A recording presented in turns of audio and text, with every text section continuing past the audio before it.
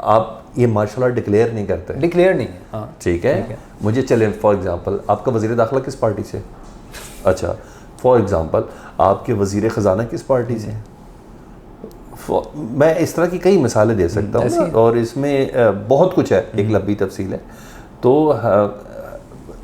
कुछ चीज़ों को ताकत के से ज़्यादा चीज़ों को मतलब पॉलिटिकल तरीके से भी देखा जा सकता है। फिर इस तरह कर लें कि इस मुल्क में सियासी जमातें इररेलेवेंट हो गई, ताकत का महवर बदल गया ना, सिंगल पर्सन के पास, सिंगल इदारे के पास। हाँ नहीं, मैं इदारे की बात नहीं करता, मैं चंद अफराद की बात कर सकता हूँ। ठीक है, इदारे की बात मैं बिल्कुल नहीं कर सकता हूँ। उनको चंद अफराद को ये लगता है कि वो ज़्यादा बखूबी तौर पर पाकिस्तान को चला सकते हैं और सियासतदानों को चला सकते हैं, तो ठीक है।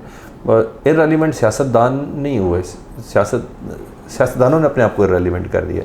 जब जी हजूर कमज़ोरियों की इतनी बड़ी बड़ी फाइलें आपके पास हों, ऑडियो वीडियो आपके पास हों, तो फिर आप क्या करेंगे। लेकिन माजी में भी हमने देखा बड़े बड़े सियासी नाम आज भी जिंदा, जैसे आपने इससे पहले भी अभी थोड़ी देर पहले मिसाल दी कि वो भुट्टो का बैठ के खा रहे हैं या नवाज शरीफ का बैठ के अभी तक खा रहे हैं, तो सियासतदान कहीं ना कहीं इररेलेवेंट होता नहीं है। But your take on this. नहीं, बट मुझे ये बता देना आप कि हर चीज़ का एक आफ्टर इफेक्ट है। मैंने तो वो कहते हैं ना, वक्त का पहिया लंघ गया, ये वक्त भी उधर जाना, ये वक्त भी ऐसा नहीं रहना, वो वाला वक्त नहीं रहा तो ये वाला भी नहीं रहना। अच्छा, दो अदवार आपने बड़े देखे, अगर मैं बड़ी कंसाइसली पूछना चाहूँ, जनरल बाजवा और अब आसिम मुनीर का चल रहा है, who is better? General Bajwa के दौर का तो कोई जोड़ ही नहीं है ये। जिस तरीके से उन साहब ने पाकिस्तान के इस पॉलिटिकल स्ट्रक्चर को नुकसान पहुंचाया, जिस तरीके से, और मैं आई जी प्लीज़, पॉलिटिकल स्ट्रक्चर को आप ये बात करें नुकसान पहुंचाया, तो वो लेके भी किसको आए थे? तो मैं वही तो कह रहा हूँ, सियासतदानों ने अपने आप को खुद कमज़ोर किया ना, सियासतदानों ने खुद कमज़ोर किया। जब आप ये कह रहे हैं, मौलाना साहब खुद बात मान चुके हैं, बिलावल साहब खुद मान चुके हैं कि भाई हमें मीटिंग के लिए वो बुलाते थे कि भाई बस इनफ हो गया, अब ये कर लो तो हम ये करते हैं, अब ये करो तो ये कर लो, जान छुड़ा दें हमें इस वाले रजीम से, इमरान खान वाले रजीम से। तो उससे पहले भी तो सारे यही करते हैं।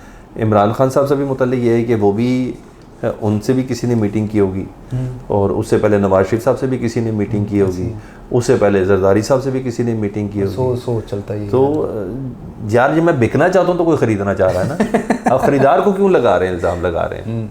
तो सबसे पहले सियासतदानों को अपने गिरबान में झांकना है कि क्या करना है। मौका था मगर उन्होंने गवा दिया। अच्छा, मैं बड़ी लाइटली दो चीज़ें और डिस्कस कर लूँ इसी के अंदर। कहा यह जाता है कि बैरिस्टर गौहर को बड़ा पसंद किया जाता है आपकी इस्टेब्लिशमेंट की तरफ से, और दूसरा शाहज़ेब खान सादा साहब के शो का रेफरेंस आपको दे रहा हूँ, जिसमें मुनीर फारूक साहब ने ये बात की थी कि पहले 1 साल के अंदर इस्टेब्लिशमेंट ने कह दिया था कि इमरान खान एक नाहल और वो परफॉर्म करने वाला आदमी है। आपने भी सुना होगा। दोनों चीज़ों के ऊपर आपका टेक क्या? कौन है मुनीर फारूक? सेम चीज़ मेरे ख्याल से ये हामिद खान कौन है? मैंने तो डीजी साहब से भी पूछ लिया था, मैंने कहा तर्जुमान आप हैं कि मुनीर फारूक साहब? उन्होंने कहा जो कहते हैं कहते रहने दें। तो मैं मुनीर फारूक साहब की जो गुफ्तगू है ना, वो समझे जाते हैं कि सहाफ़त के अंदर जो मर्जी समझे, जो मर्जी। मैंने बात आपसे बताई, मैंने ये बात DGISPR से भी पूछ ली थी। उन्होंने कहा था यार उन्हें जो कहने थे, जो मैं कह रहा हूँ वो ठीक है, जब DGISPR ये बात कहेंगे तो मैं तब बात मानूंगा। ठीक है। मुनीर फारूक साहब को मैं इधर कोट नहीं कर सकता। हाँ, उनको खबरें कैसे स्लिप होती हैं तो वो कहते हैं, उनको जितनी इजाज़त है वो उसको कोट कर देते हैं। आपको आती है? ठीक है, जो कुछ भी है आपको आती है? यार मेरे पास इसके अलावा बड़े काम है ठीक है, बहुत ज़्यादा काम है मेरे पास। अब आप मुझे व्हाट्सएप मैसेज करें तो मैं आपको 2 दिन बाद जवाब दूंगा। ऐसे ही होता है। हाँ, वो तो मेरे साथ हो चुका है, ये चीज़ हो चुकी है। तो मेरे पास और बहुत काम है करने के लिए, तो मैं अब उधर लगूंगा ना, वो कहना बना है शाह का मसाया फिर है इतराता, वरना शहर में गालिब की आबरू क्या है। मेरी आबरू बची हुई काफ़ी है। लास्टली एक चीज़ मैं पूछना चाहूँगा, इमरान रियाज खान, मोहित पीरज़ादा, साबिर शाकिर, जो लोग इस वक्त बाहर बैठे हैं, डू यू थिंक कि उन्होंने ज़्यादा नुकसान पहुँचाया या उनका नेट? अब देखें ना, एक चीज़ मैं बता देता हूँ आपको, जैसे सैयद मुजम्मिल साहब बात करते हैं अक्सर कि यार आज इमरान खान बाहर आया, या राना अजीम साहब जैसे जो चीज़ बेचते हैं, जिसको हम आम लफ्ज़ों में हमारी लैंग्वेज में कहा जाता है इंटरनेट के ऊपर, आपको लगता है इन लोगों ने ज़्यादा नुकसान पहुंचाया इमरान खान को, या जो चीज़ें वो जिस तरह डील करते हैं अपने सोशल मीडिया के ऊपर, वो ज़्यादा PTI को नुकसान पहुंचा रही हैं? आखिरी में आपका, मैं इस पर कमेंट नहीं करना चाहता, कोई और क्वेश्चन करें। आपका कोई टेक नहीं है? मेरा हल्का अहबाब है, मेरी ब्रदरी है, मैं क्या ऐसे बात कर सकता हूँ। ठीक है, उनका प्रोस्पेक्टिव दूसरा है, मेरा प्रोस्पेक्टिव दूसरा है। मैं उन नुकसान पहुँचाया है, गद्दार कर दूँ, ये मैं इससे नहीं हो सकता। नहीं, मैं ये नहीं कहता कि आप गद्दार हैं। I don't need to answer चलिए, दिस ठीक है। Question please. ये आपका मसला है। लास्ट और ये मैं वैसे भी आपसे रिक्वेस्ट करूंगा अब ये वाले क्वेश्चन ना करें, ठीक है, ये किसी से भी आप ये क्वेश्चन ना करें। ठीक है। आप इस्टेब्लिशमेंट के अंदर बहुत घुस रहे हैं, आप ये भी ना करें। This is hard for you, ठीक है। क्योंकि अभी आप 4 महीने के बच्चे हो, मेरी 20 साल उम्र हो गई है हाँ, ये काम तो, करते हुए ना। वो गुजर, आप ये इतना आपने नहीं बीच में जाना। ठीक है। हाँ, वो अच्छा, ये मैं लास्टली मैं पूछना चाहूँगा रेहान तारिक साहब का केस को डिस्कस करना चाहूँगा आपसे, जिसके ऊपर बहुत सुलमा कराम के अभी आपके ऊपर देखने आप फतवे भी आगे होंगे, आपका टेक क्या है उसके ऊपर? यार मैंने रेहान तारिक साहब से मुताल्लिक लामा जवान नकवी साहब मैं क्या बोलूँ, मैं उनके साथ था, जवान नकवी साहब के साथ, मैंने उनसे बात खुद भी हाँ, पूछी। बल्कि ईरान गए हुए थे। जी, पिछले दिनों में साथ एयरपोर्ट में थे इस्लामाबाद के, वहीं थे। रेहान तारिक साहब का बचपना कहें, अच्छा, इमेच्योरिटी कहें, उनका बेवकूफ़ानापन कहें, उनको वो सवाल बनता उनको ये सवाल करना ही नहीं चाहिए था। यस, मेरा भी ये स्टांस है। उनको या तो बीइंग एंकर फीडर ले लेना चाहिए या ये बात नहीं करनी चाहिए। ठीक है, चाहे इसकी तारीख क्या कह रही है क्या नहीं कह रही है, वो तो जवाब तो हर क्वेश्चन पुट करने वाला नहीं होता बासित, ठीक है, और जिसका जवाब उनको भी पता है कि मुझे क्या आना है। नहीं, मैं शर फैलाने के लिए एंकर नहीं बना, ठीक है, ये आप ध्यान में रखिए। ठीक है, मैं शर फैलाने के लिए एंकर नहीं बना। परवरदिगार ने अगर मुझे ये इज़्ज़त दी है या जिस चीज़ से भी नवाजा है ना, तो परवरदिगार ने मेरे से कोई ड्यूटी लेनी है और मुझे उस ड्यूटी को परफॉर्म करना है ऐसन तरीके से। बात करने का ये सवाल ही पैदा नहीं होता।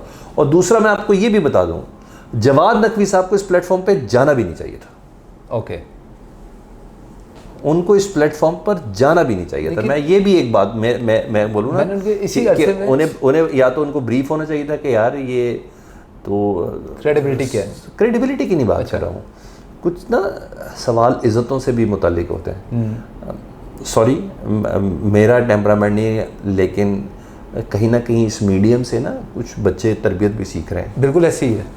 आप अपने आप को बहुत जिम्मेदार पोजीशन में रखें। आपको एक लम्हे के लिए बहुत सोच के बोल रहे हैं। कुछ बच्चे आप जैसा बनना चाहते होंगे, तो उनको कुछ बहुत बोलने का और भी समझने का, फिर नई सर्च करने का, आजकल तो गूगल ही चल रहा होता है, तो वो बहुत मौका मिल जाता है।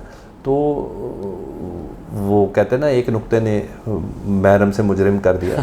तो ज़रा प्लीज़, बिल्कुल भी नहीं बनता था। और उन्होंने अपॉलॉजी भी की है, माफ़ी भी मांगी है, और आजकल NCCI वो भुगत रहे हैं, अभी जुडिशल हुए हैं। माफ़ी मांग ले तो भाई माफ़ कर दो, बस मुझे इस बात का पता है। मुझे ये पता है कि परवरदिगार भी माफ़ी मांगने से माफ़ करता है, तो रेहान की भी माफ़ी बनती है, उनको भी माफ़ कर देना चाहिए। उनसे गलती होगी, उन्होंने माना कि मेरे से गलती होगी, और किसी और तरीके से माफ़ी मंगवानी, वो भी माफ़ी मंगवा लें। तो ये चीज़ है। Thank you so much. Salman Haider sahab हमारे साथ मौजूद थे। नाज़रीन, आज के इंटरव्यू और पॉडकास्ट में आपसे मुलाकात होगी अगले एपिसोड में। तब तक के लिए इजाज़त दीजिए। अल्लाह हाफ़िज़।